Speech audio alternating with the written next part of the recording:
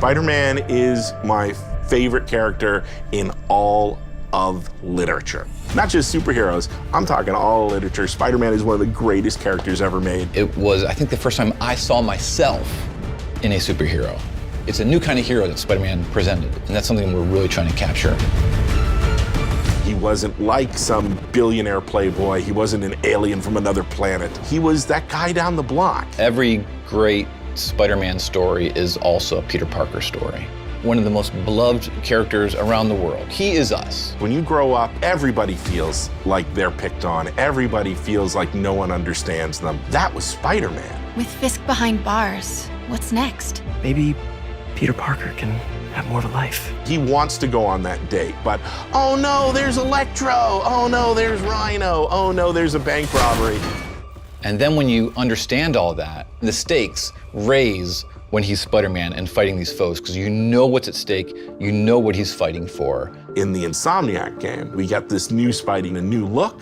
We're also in this world getting all new version of Martin Lee, who is secretly Mr. Negative. I really like Mr. Negative as a villain, especially from a story point of view. He's a very real person. Martin Lee is a benevolent entrepreneur and has homeless shelters. They're called the Feast shelters, and Peter's Aunt May works at Feast. He's taking care of Aunt May when Peter can't, when Peter has to either be at work or be out in the city being Spider-Man. But there's something inside of him that's trying to consume him. Take care of this place. It represents the best part of me.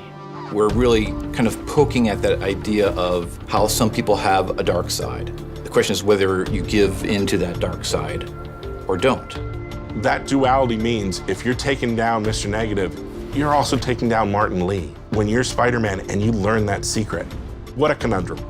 Then the question is, it's like a ticking clock.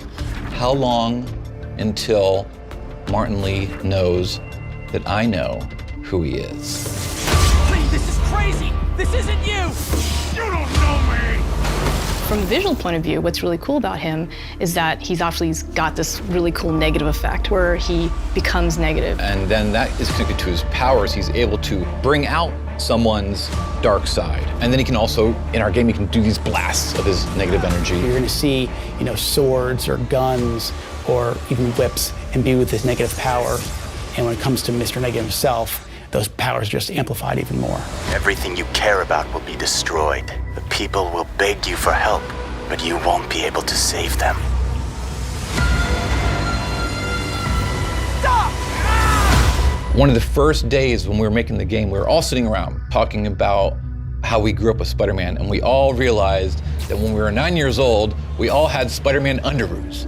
Like Spider-Man was our guy, and we never lost that love for him.